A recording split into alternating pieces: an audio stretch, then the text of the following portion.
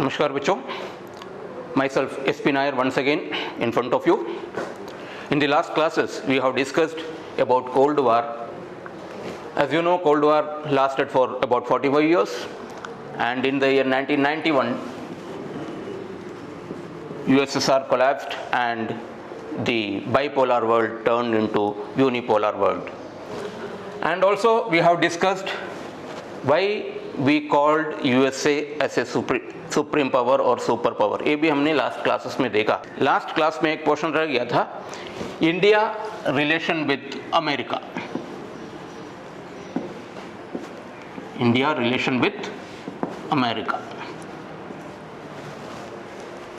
From the initial period of independence India का relation America से कुछ खास नहीं रहा है. हालांकि हम जानते हैं we have adopted NAM non align policy. Non align policy क्या है? Not to mingle with super powers, not to go with USA और यूएसएसआर. वो पॉलिसी था हमारा, इसलिए हमने दोनों सुपर पावर को किनारा किया हुआ था उस समय. लेकिन प्रैक्टिकली यदि देखें, India was very much attached with USSR that time, which makes USA unhappy. USSR के साथ हमारा जो रिलेशन था उससे अमेरिका नाराज रहा है शुरुआत के वर्षों में. नेचुरली कोल्ड वॉर का पीरियड था.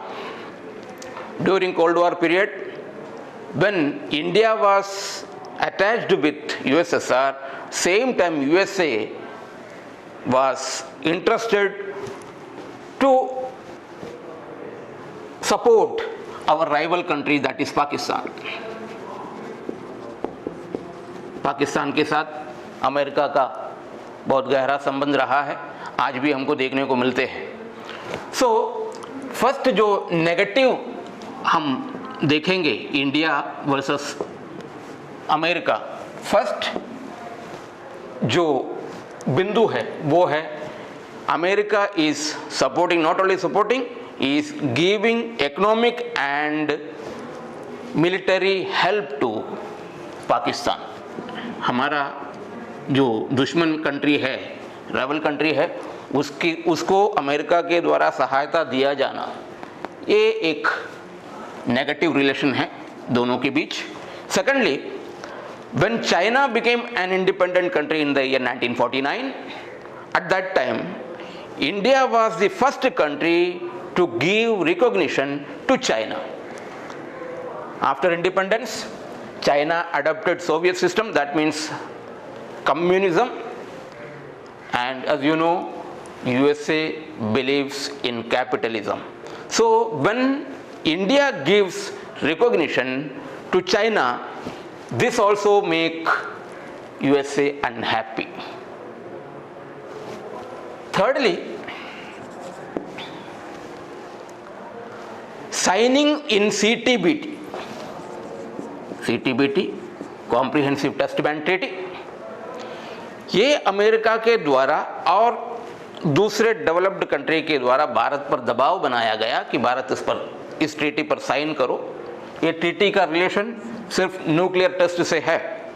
कॉम्प्रिहेंसिव टेस्ट बैन, जो डेवलप्ड कंट्री है, इंडिया को प्रेशराइज किया कि हम ऐसे ट्रीटी पे साइन करें ताकि हम परमाणु परीक्षण आगे नहीं कर सकते.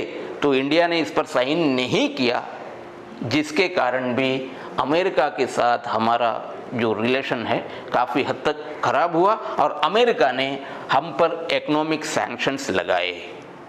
सो ये कुछ बातें हैं जो इंडिया और अमेरिका के बीच नेगेटिव रिलेशन को दिखाता है. No positive relations.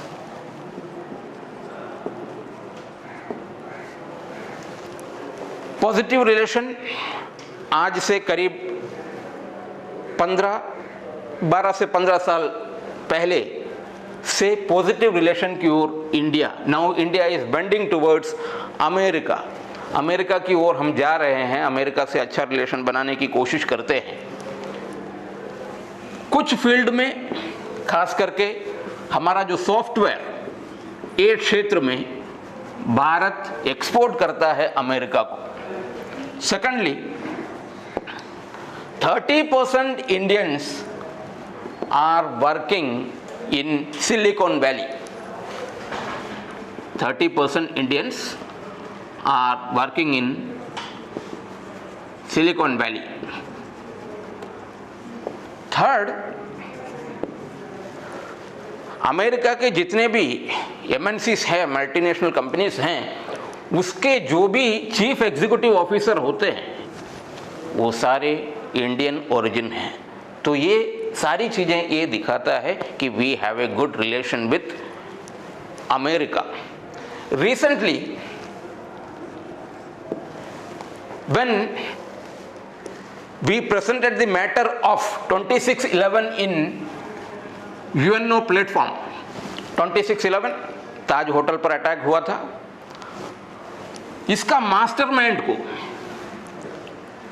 एक इंटरनेशनल टेररिस्ट डिक्लेयर करने के लिए हमने यूएनओ पर प्रस्ताव रखा. That time first time America supported India. Hafiz Saeed नाम सुना होगा.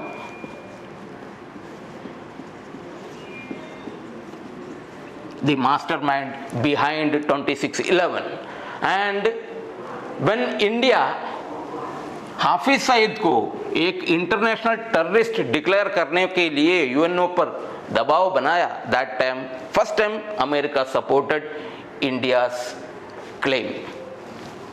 Now come to recent time. Presently, as you know, we have a good relation with America. Keeping this relation, during this corona period, COVID-19 period, India helped America by supplying hydrochloroquine tablets or medicines. तो ये सारी चीज़ें ऐसी हैं जो ये बताता है कि हमारा रिलेशन यूएसए के साथ किस तरह का है. हालांकि शुरुआत में हमारा नेगेटिव रिलेशन रहे हैं.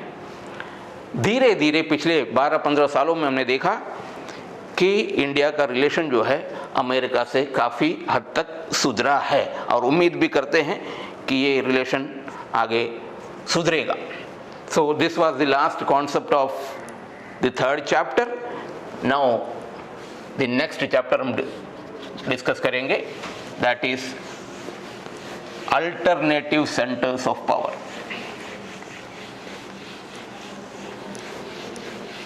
Alternative centers, the fourth chapter.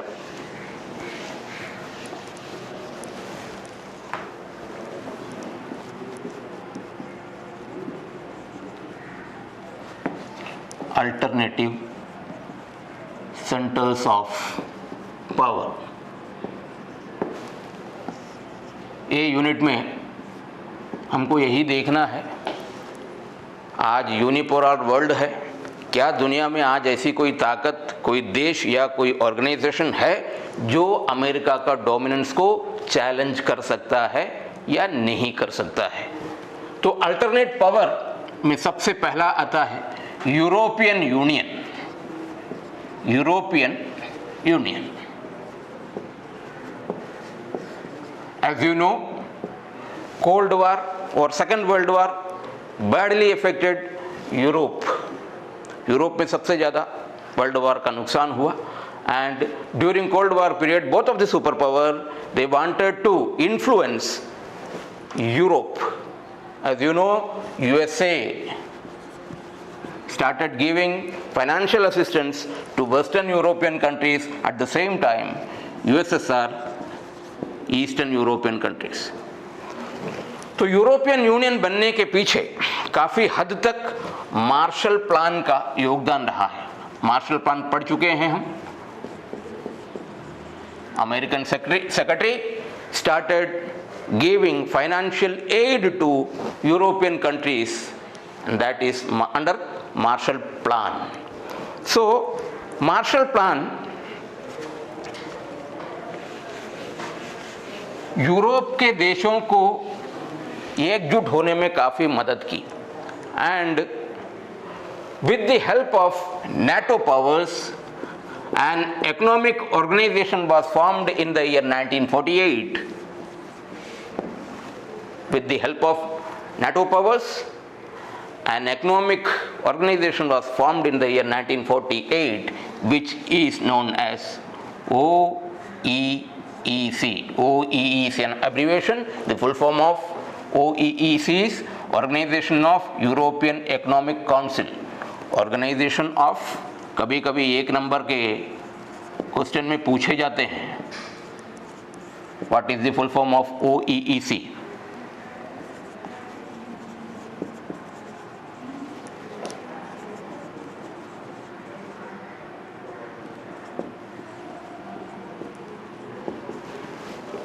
Organisation of European economic council. ये नाटो के गाइडेंस पे, लीडरशिप पे 1948 में ये ऑर्गेनाइजेशन बना यूरोप में, यूरोपियन कंट्रीज को लेकर। Again as you know, in the year 1991 USSR collapsed, 15 republics became independent countries. ये भी लास्ट क्लास में हम पढ़े हैं। And most of these independent republics joined OEEC, and finally in the year 1992 this organization renamed as European Union. European Union, in shortcut, European Union was formed in 1992 by signing Maastricht Treaty. ये भी कभी कभी पूछते हैं exam में। मास्ट्रिक्ट treaty जो एक agreement है जिसको साइन करके यूरोप के बाकी देश जो है यूरोपियन यूनियन में शामिल होता है इन द ईयर 1992। आज यूरोप के लगभग सभी कंट्री इस यूनियन के मेंबर हैं। Maximum developed and developing countries of Europe are the members of European Union today. What are the objectives? The objectives of this union is to promote economy. The first and foremost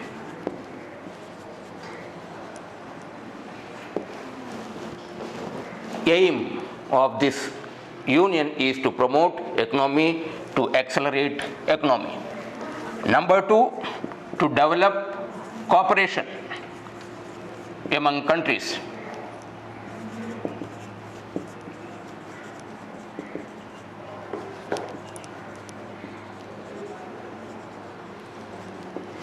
Next, to develop harmony and peaceful coexistence. These are some objectives of European Union. It is purely a political and economic organization.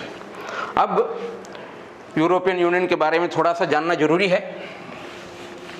European union has its own flag. European union का अपना flag है। European union has its own flag, anthem and currency.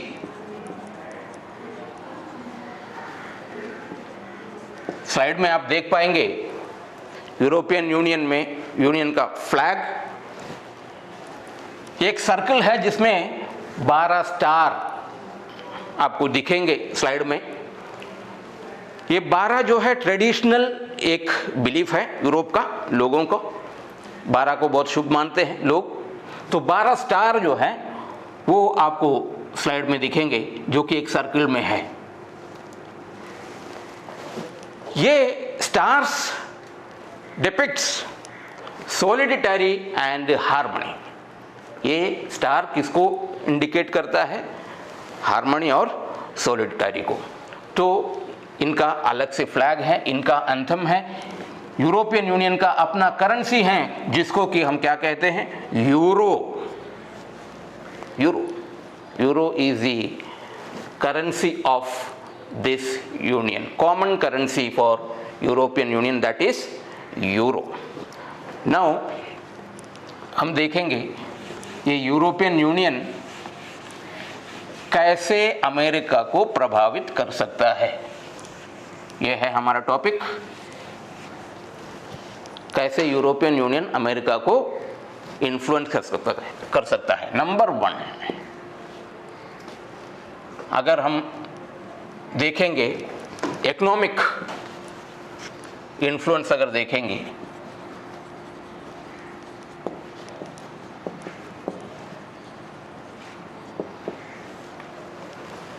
जो world trade है, world trade, European union का world trade 3 times larger than America. See the difference. The share of trade is 3 times larger than America. That means there is a possibility of European Union to influence America, because इसका जो trade share है वो 3 गुना ज्यादा है America से। Number 2, European union का जो currency है euro, euro can pose a threat to America. Euro आने वाले समय में, आज तो खैर नहीं है, हालांकि यूरो का वैल्यू ज़्यादा है, लेकिन डॉलर ही छाया हुआ है दुनिया में, यूएस डॉलर्स। आने वाले समय में euro can impose a threat to America. ये 2 हम देख सकते हैं इकोनॉमिक इन्फ्लुएंस में। Secondly, political influence.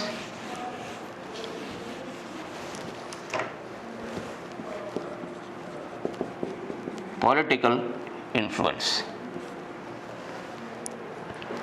the 2 countries of this union, the 2 member countries of European Union are the permanent members of UNO Security Council, UK and France. अब यहां पे याद रखने वाली बात यह है, रिसेंटली यूके यूरोपियन यूनियन से हट गया है। बुक में नहीं मिलेगा आपको, न्यूज़ सुनते रहना है। UK, presently UK is not a member of European union, but कुछ महीने पहले तक यूके भी यूरोपियन यूनियन का मेंबर रहा है। सो ये दोनों ही डेवलप्ड कंट्री, ये यूनाइटेड नेशन का सिक्योरिटी काउंसिल का परमानेंट मेंबर्स हैं। Permanent members, those who are having veto power, permanent members, यानी कि कोई भी डिसीजन में, अगर यूएनओ में कोई भी डिसीजन होता है, these countries can influence America. तो ये number 1 political influence. Secondly, UNO का जो सिक्योरिटी काउंसिल में जो नॉन परमानेंट मेंबर होते हैं,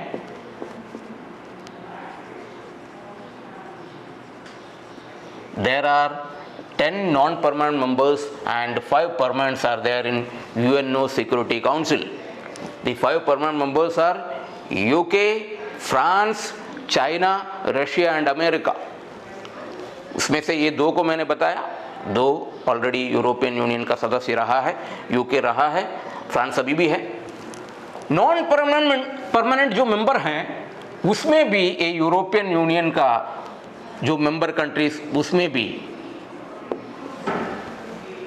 ये यूनियन का मेंबर है।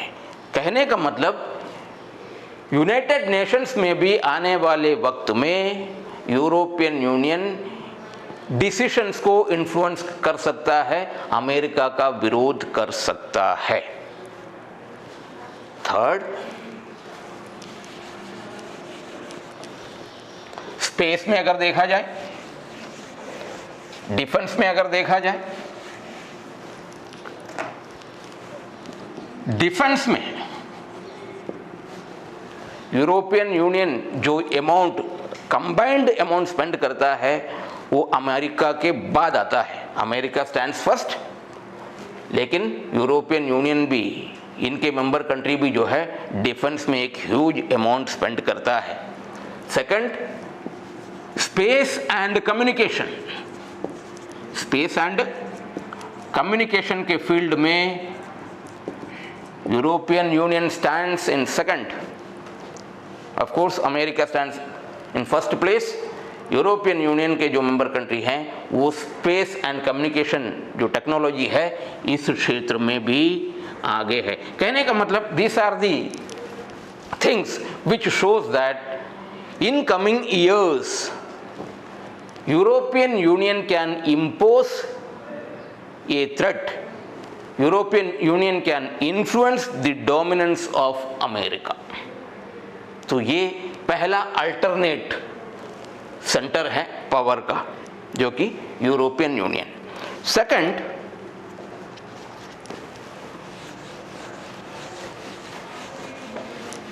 ASEAN, it's not Asian, ASEAN, ASEAN, ये भी एब्रीवेशन है, एग्जाम में पूछे जाएंगे। Right the full form of ASEAN, association of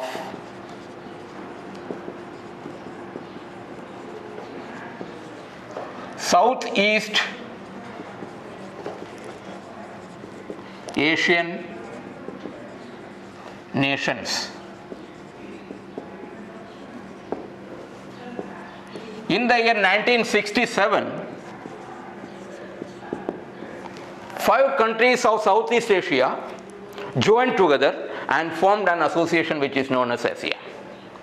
Then which countries are those countries?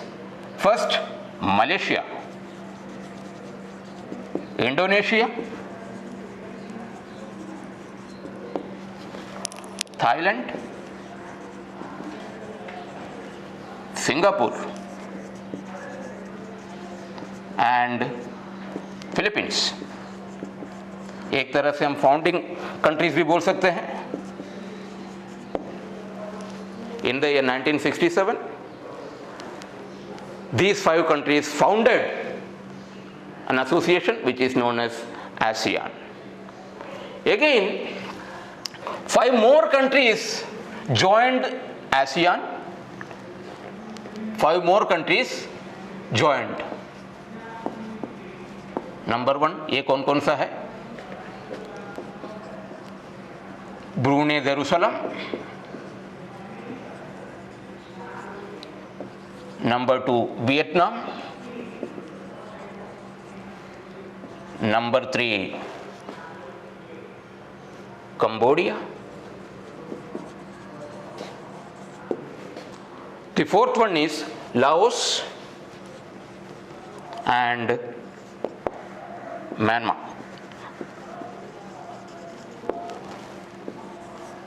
Five founding countries: Malaysia, Indonesia, Thailand, Singapore and Philippines, and again 5 more countries joined in this association: Brunei Darussalam, Vietnam, Cambodia, Laos and Myanmar.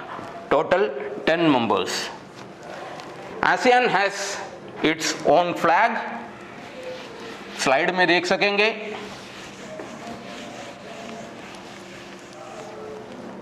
Ten stelas of paddy rice, धान की 10 बालियां।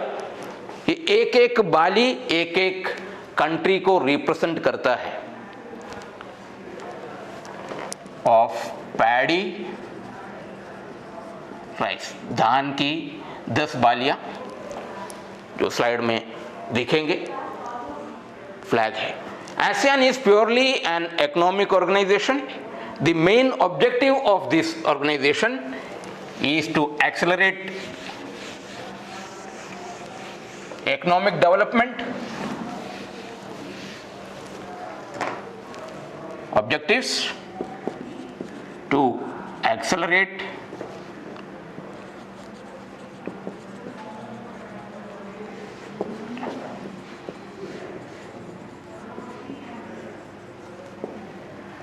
Number 2, amicable solutions to problem.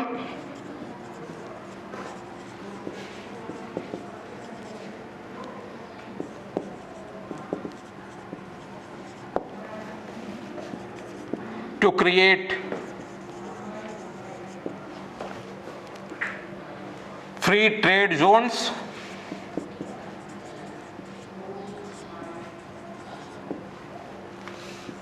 develop cooperation among countries. These are the objectives of ASEAN. The third country or organization which can influence America, that is China.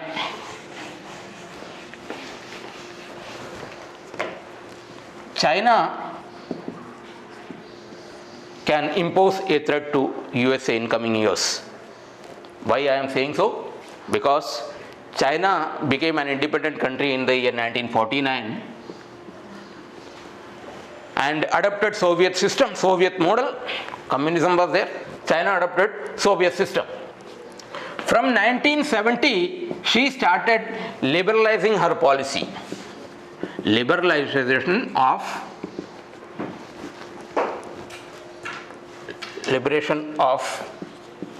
policy. She started making some reforms in China, especially privatizing agricultural and industrial sector,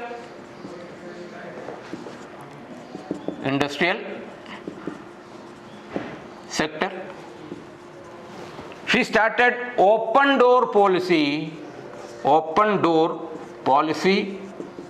to attract foreign investors, foreign FDI. Then she started creating special economic zone. ये भी abbreviation है, special economic zone, which resulted, इसका नतीजा ये होता है rapidly economy का growth होता है चाइना में. एंड आज हम कह सकते हैं कि China is very near to America. China का इकोनॉमी जो है विश्व में आज सारी दुनिया मानते हैं चाइना का जो मार्केट है आज दुनिया में वो बहुत बड़ा है, बहुत वाइड है. हम इंडिया में भी देख सकते हैं बहुत सारे चाइनीज़ प्रोडक्ट हमारे यहाँ पे आते हैं. तो इंडिया भी एक मार्केट है चाइना के लिए कुछ हद तक. और टेक्नोलॉजी के क्षेत्र में आप जानते हैं चाइना बहुत आगे निकल चुका है. तो आने वाले समय में China is also a threat for America. So these are the main alternative centers of power which can influence America in coming years. Now we will see what is the relation of India with China.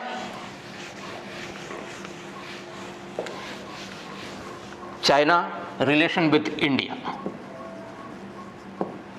As I told earlier that when she became independent country in 1949, India was the first country to give recognition to China. Secondly, we have good cultural relation with China.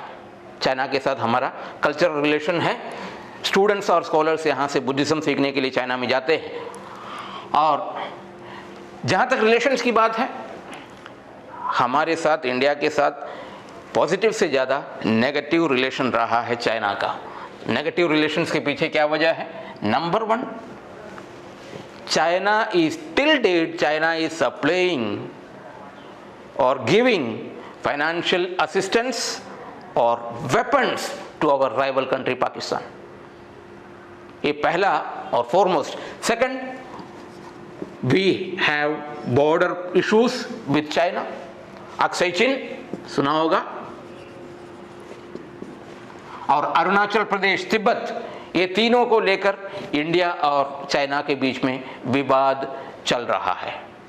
Thirdly, हमारा 26/11 का mastermind Hafiz Saeed को एक international terrorist declare करने के लिए जब हम UNO के प्लेटफॉर्म पर गया, China supported Pakistan, opposed India, which create a tension between China and India. ये लेटेस्ट मैं बता रहा हूं. नेक्स्ट, जब भी इंडिया पाकिस्तान की बात आते हैं या यूएनओ में सिक्योरिटी काउंसिल में परमानेंट मेंबरशिप की बात आते हैं इंडिया का, दैट टाइम चाइना हमेशा इंडिया का ओपोज करता है, इंडिया का विरोध करता है। So these are the things, even though इतना नेगेटिव रिलेशन होने के बाद भी India is trying to make her relation in a proper way with China. उसके लिए एग्जाम्पल भी हम देख रहे हैं, चाइना से ये कोविड-19 के माहौल में हमने पीपीई किट वगैरह चाइना से लिए हैं। यानी कि कुछ कुछ एरिया पे हमारा रिलेशन चाइना के साथ अच्छा है, लेकिन जब हम ऐसे होल देखेंगे नेगेटिव रिलेशंस ज़्यादा है। उसकी वजह यह है कि China wants to blockade India from all sides. हमारा खोखो आइलैंड, वहाँ पे वो जो म्यांमार के कब्जे में है या म्यांमार के डोमिनेशन में है, उससे वो लीज पे लेने की बात हो रही है। श्रीलंका में यहाँ पे अपना मिलिट्री बेस बनाने की बात कर रहे हैं, पाकिस्तान को तो सपोर्ट कर ही रहा है। नेपाल, अब देखा होगा पाकिस्तान की तरफ से कॉरिडोर बनने जा रहा है, तो ये बनता जा रहा है। तो all these things makes a negative impact on the relation between India and China. So ये इतना ही पढ़ना है ये यूनिट में, अल्टरनेटिव सेंटर्स ऑफ पावर। उम्मीद है कि आप इन चीज़ों को ध्यान से देखेंगे और ये यूनिट के लिए आपको निरंतर न्यूज़ को देखते रहना होगा। बहुत सारे एग्जाम्पल्स, करंट इश्यूज आपको न्यूज़ में मिलेंगे, तो उम्मीद है आप अच्छा करेंगे एग्ज़ाम में। Thank you.